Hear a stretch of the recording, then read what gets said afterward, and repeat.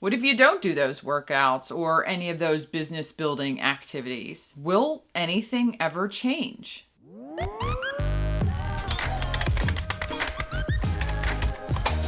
Hey everybody, and welcome back. Today we're going to be talking about something that all of the gurus talk about, from weight loss to business growth, and that is consistency. That is to say, doing the actions that will lead you to your goal, not just once or twice or every now and again, but every day or every week until you reach your goals. And in the process of doing these actions so often, you'll probably turn them into a habit. That's great, because that means that it takes far less willpower and motivation to keep you doing those actions. Habits are awesome, but they don't just stick overnight like we wish they would. Well, we wish that the good ones would, because it feels like the bad ones do actually stick overnight. However, what it takes to make a habit is repetition, day over day, for up to 254 days. Now, I busted out my calculator, and that came to 69.5% of a year. To be fair, that time frame is for some really complicated habits. For example, driving is a habit. So the more complicated your task is, the longer it's going to take to make it a habit. But you can't always rely on willpower and motivation to get you to do the things that you need to do, even if you don't want to do them. So if you've ever struggled to be consistent in the past and maybe even given up trying, then this video is for you. The first tip to being more consistent is to build systems. Now, I hate business jargon with every fiber of my being, but the word is actually appropriate here. You're going to need to systematize your actions. Here in Maryland, if you want to get your driver's license, you have to go to driving school, pass a written exam, have so many hours in the car with an adult, and then go back and pass the actual physical driving the car test. Driving safely is obviously important, not just for protecting your own life, but also for keeping those around you on the road safe as well. So the state has set up a system that makes sure that you get enough experience before they just let you loose on the road. And this is the sort of system that you need to set up for yourself to help protect your habit creation environment. You can start creating this environment by only focusing on one habit at a time. If you just made 5 new resolutions for yourself because you want to completely overhaul your life, I totally understand.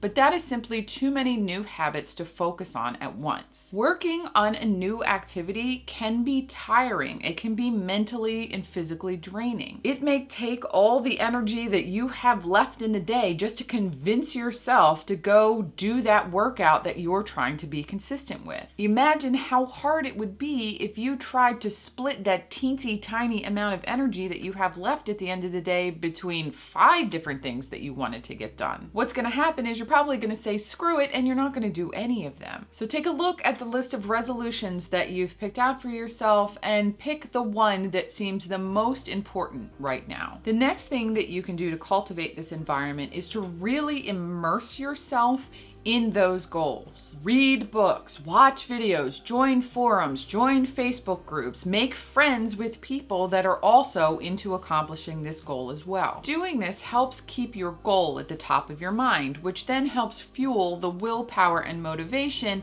that will help you to keep going until you turn your activities into a habit. It also helps create a support structure around you so that when you are really struggling with the willpower and motivation, you have people that you can turn to help you keep going and stay consistent. And the absolute best way to help create this environment for yourself is to make sure you have a really strong trigger for doing the actions that you need to stay consistent with. A trigger is the thing that prompts you to do the action. So seeing the coffee pot first thing in the morning triggers the habit of going over and making coffee. So try to do the new action that you're trying to turn into a habit at roughly the same time every day and involve as many senses as you can. If you wanted to start working out, lay out your workout clothes so that you see them. Drink the same pre-workout or electrolyte drink to trigger your taste. Hell, diffuse essential oils if you're into that to bring in your sense of smell. Try to be consistent, not with just the action that you're doing, but with all of the things that lead up to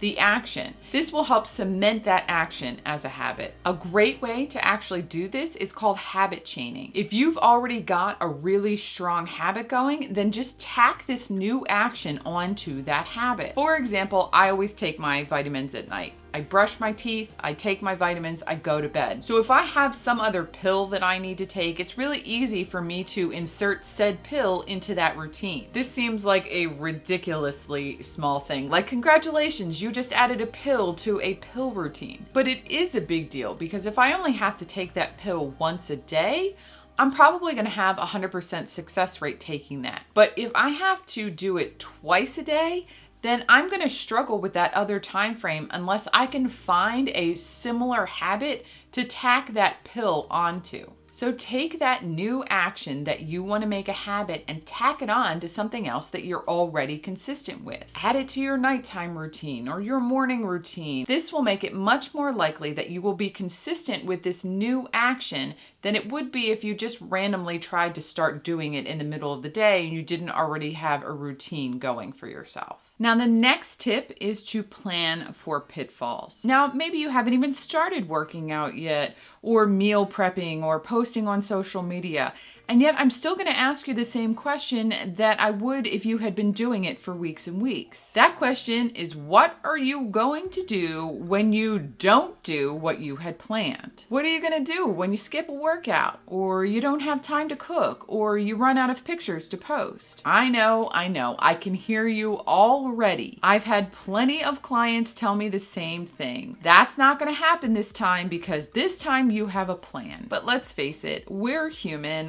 Life happens. Apparently the whole world can get shut down for months at a time. So now it's time to be real about what happens when what you want to do doesn't happen. The way to do this is to be realistic about your plan and look for all the places that it might fail. Then to deal with those possibilities with something called if-then planning. If I don't have time to meal prep, then I will go to the store and grab a couple of rotisserie chickens and use all of these recipes that I've stored up. If I run out of images to post on social media, then I'll go over to Canva and make a graphic to post instead. If work runs over and I don't have time to do my whole workout, I'll do one of these 10-minute workouts instead. Now, of course, these won't work every single time in every single situation. However, people that do if-then planning are 2 to 3 times more likely to be successful than those that just figure they're going to wing it. This brings me to my third tip, which is to do it anyway. There are 2 really big reasons why a lot of people aren't consistent, and they both revolve around our feelings. The first is literally not feeling like it. The task is boring, or it's hard and you're not motivated and you don't feel like it right now. I get it. It is so hard to do something when you're not motivated and you don't feel like it. But if I waited until I felt like it, the dishes would pile up until I died. In order to stay consistent, you're going to have to find ways to get yourself motivated in the moment. And one way to do this is to keep your eyes on the prize. We all know that one day of doing an activity is not going to get us results. We need day over day over day in order to notice any kind of changes. So in order to stay motivated, you're going to have to keep a big picture view about where your activities are sending you. When you don't want to do something,